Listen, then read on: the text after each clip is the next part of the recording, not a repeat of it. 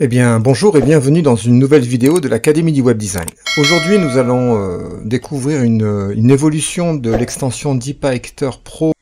Et à partir de là, donc on voit déjà qu'on a, vous avez, disons, moi je ne touche absolument rien là-dessus, mais vous avez des prix intéressants sur les licences, des prix annuels, hein, donc de 29 $ au lieu de 39 $, de 79 $ au lieu de 99 $, et de 189 $ par an, hein, tout le temps, au lieu de 249 $ par an.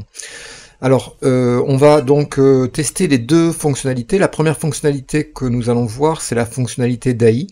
Alors la fonctionnalité d'AI est assez intéressante puisque elle va nous permettre, lorsque l'on crée un nouveau slider, voilà, donc on a toujours les différentes catégories, c'est-à-dire en fait des layouts qui correspondent à ces catégories en termes de, alors business plutôt pour les sites pro. On a différentes catégories, on a shop surtout pour les boutiques e-commerce qui supportent WooCommerce. Mais on a également, en plus maintenant le fait de pouvoir créer d'ailleurs de même un slider à partir de zéro, on a une fonctionnalité qui nous permet de créer un slider en utilisant l'AI. Alors globalement, aujourd'hui cette fonctionnalité fonctionne uniquement en anglais, et je suis en contact d'ailleurs avec les concepteurs indiens pour voir comment est-ce qu'ils comptent faire évoluer cette fonctionnalité de façon que ça supporte au moins le français. Donc je vais vous montrer comment ça fonctionne en anglais. Donc on crée un slider avec l'AI. Alors là, on tombe tout de suite sur une vidéo qui nous explique comment ça fonctionne. Je vais faire Start. Alors le principe, l'approche est la suivante. On va choisir un domaine, une catégorie pour le slider. Alors par exemple, je vais faire un slider, par exemple, qui va avoir trait à la nourriture, à la cuisine, à la restauration. Ensuite, je sélectionne. Je vais rentrer ici le sujet de mon site internet. Alors, on a des exemples, hein, par exemple un site de vente en ligne de gadgets, l'Université du Michigan, un restaurant chinois, un magazine de voyage. Donc là, je vais ici rentrer Cooking Recipes in a Nice French Restaurant. Donc là, c'est finalement l'équivalent d'un prompt. Alors, c'est l'équivalent d'un prompt qui est limité à 80 caractères. Je vais ensuite spécifier le nombre de slides que je souhaite générer par rapport à ce prompt. Alors je vais faire 3 slides par exemple. Je vais aller sur Next. Alors le principe est le suivant, en fait à partir de ces mots-clés, l'AI va générer, va me proposer à partir de mon prompt des mots-clés que je vais devoir sélectionner. Alors il faut que j'en prenne au moins 3, ce qui va permettre de diriger l'AI vers une direction, celle que je souhaite. Alors je vais choisir par exemple French cuisine, fine dining, traditional recipes, authentic cooking, et Culinary Art, voilà, donc je sélectionne mes mots-clés, je fais suivant. Alors l'AI dans ce sens-là est assez intéressante puisqu'elle va générer à la fois les contenus textuels et les contenus images. Donc après quelques dizaines de secondes de calcul, l'AI va me proposer les différentes slides et une sélection de photos. Alors, les photos en fait sont récupérées par l'AI dans les photos stock. C'est pas des images qui sont créées par l'AI. Pour l'instant, c'est pas encore à ce stade-là sur DeepActor. Par contre, on a des photos qui sont représentatives des mots-clés qu'on a renseignés, avec pour chacune donc des slides, on va avoir l'entête, le sous-titre, le contenu et le bouton, en fait le label du bouton. Alors on va sélectionner par exemple pour la première slide, on va prendre par exemple cette photo de décroissant. Alors c'est ici où on peut évidemment le traduire pour l'instant en français, on va le laisser en anglais, mais a priori on peut soit le traduire en français, soit rentrer directement ici le texte en français. Donc je vais passer à la suivante. Donc là, j'ai aussi une sélection de différentes photos. Je vais prendre par exemple celle-ci. Je vais laisser ici le texte. Ensuite, je vais passer à la suivante. Donc c'est assez, l'interface est assez simple. C'est plutôt intéressant. Donc là, je vais prendre une dernière photo dans les échantillons de photos qui me sont proposés, où il y a quand même, c'est assez riche, hein, il y a beaucoup de photos. Je vais prendre celle-ci par exemple. Voilà, je fais Next. Et donc à partir de là, le principe va être le suivant. On va sélectionner une palette de couleurs. On va avoir ici d'ailleurs un template, on va dire. Hein, il y a plusieurs templates différents.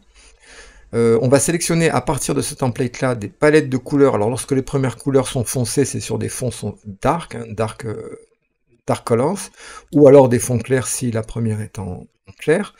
Alors je vais choisir par exemple cette palette de couleurs, et là j'ai donc différentes templates de mise en page. Je vais prendre celle-ci par exemple. Je clique sur le bouton Next, et à partir de là, DeepActor va créer le slider qui va correspondre, voilà, donc au slider, enfin aux paramètres en tout cas que j'ai sélectionné. Alors si je fais Preview, on va le voir. Alors on va parfois avoir des problèmes de mise en page sur les titres. Hein, ça, c'est rien du tout à modifier en fait. Donc là, voilà, j'ai cet exemple-là. Si je veux donc aller modifier ce slider qui a été généré, auto-généré en fait, hein, je vais faire Open in Editor. Et là, je vais pouvoir, eh bien, c'est souvent des problèmes de taille de texte auxquels je vais être confronté. Hein. Donc là, il me suffit de changer donc de passer sur les tailles qui me permettent de ne pas avoir un débord, donc 38, je vais passer ici aussi à 38.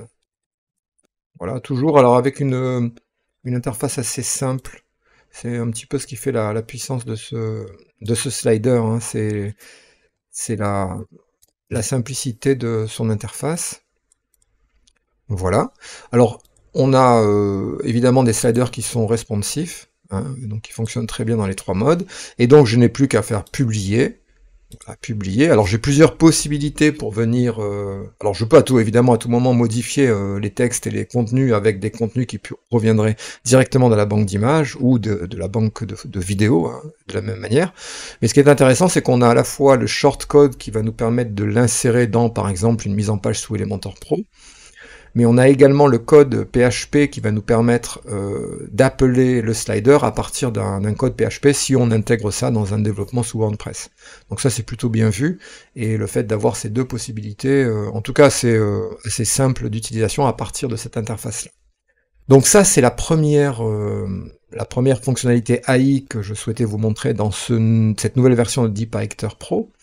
La deuxième partie est, à mon sens, beaucoup plus intéressante, et c'est une remarque que j'avais remontée depuis le début, la possibilité de pouvoir avoir comme source de données non pas uniquement les articles, mais également les custom post types, hein, les types de données personnalisées. Donc c'est aujourd'hui chose faite.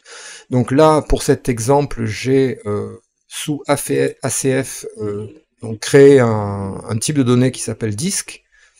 Donc ce type de données est ici, hein. Donc là j'ai créé donc des différents disques, Lord Supreme, avec chaque fois donc des informations, des champs personnalisés dans ce type de données. Et donc quand je vais avec DeepActor vouloir ajouter un nouveau slider, donc là je vais créer un nouveau slider. Alors pourquoi pas à partir d'un type existant, hein, ou alors un type entièrement vierge. Donc là je vais partir de 0. Et alors je vais donner ici un layout voilà, full screen par exemple, hein, puisque je vais faire un slider full screen. Je vais pouvoir donc maintenant, dans cette nouvelle version-là, en fait, sur la droite de l'écran, là où j'ai les contrôles relatifs au slider, venir dans les data sources, dans les informations, les sources de données. Et là, je vais avoir en plus des posts, d'une sélection manuelle de posts, de pages de WordPress, d'une sélection manuelle de pages de produits de WooCommerce, d'une sélection manuelle de produits de WooCommerce, j'ai maintenant les custom post types.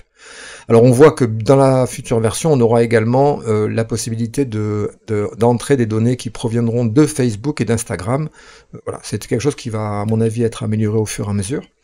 Donc si je prends custom post type, je vais avoir maintenant ici donc la possibilité de sélectionner les types de données personnalisées qui sont ajoutées à mon WordPress. Donc là j'ai maintenant par exemple accès au disque ou au label. Donc si je sélectionne disque, tout de suite j'ai sur la gauche de l'écran les champs qui constituent ce type de données. Alors notamment le titre, évidemment, mais ce type hérite d'articles, donc on va retrouver le titre, le contenu, l'extrait, l'image à la une, mais en même temps les taxonomies qui sont associées au type de données, ainsi que des champs Advanced Custom Fields. Alors, j'ai ici, pour l'instant, c'est pas finalisé dans le sens où là, j'ai mis, par exemple, des champs ACF de type date, et je n'arrive pas, pour l'instant, à filtrer l'affichage de façon à convertir la date ici du format qui est enregistré dans la base de données à une date qui soit visiblement correcte. Mais mis à part cela, ça fonctionne très bien, et si je prends, par exemple, la featured image, donc je vais bien avoir ici l'image à la une de ma donnée personnalisée. Je peux récupérer le titre de ma donnée personnalisée. Je peux retrouver toutes les autres. Je peux retrouver la taxonomie également, hein, puisque j'ai associé une taxonomie à ce titre. Et ainsi de suite, je peux donc faire preview. Alors évidemment, une fois que j'ai fait ça, je vais inclure tous les posts que je souhaite, alors soit sur une sélection de post ID, c'est-à-dire d'ID de posts que je vais renseigner séparés par des virgules, soit en limitant le nombre de posts. Hein, je vais prendre par exemple les 5 premiers posts par date, mais j'ai plusieurs solutions par nom, par ID, etc., de façon à filtrer l'affichage de mes CPT à partir de ce slider-là. Donc une fois que j'ai fait ça, eh bien je vais pouvoir créer comme ceci un slider qui va reprendre les différents éléments de mes custom post type. Donc ça c'est très intéressant. C'est ce qui manquait à mon sens à DeepActor pour vraiment être performant, parce que on utilise très souvent des custom post type, notamment à partir d'ACF. Alors j'imagine qu'ultérieurement on aura également accès à JetEngine et pourquoi pas à l'utilisation aussi de DeepActor dans Morix. En tout cas, c'est un slider qui est à mon sens, très prometteur. Donc voilà, donc c'est DeepActor Pro, fonctionnalité d'AI, fonctionnalité de CPT.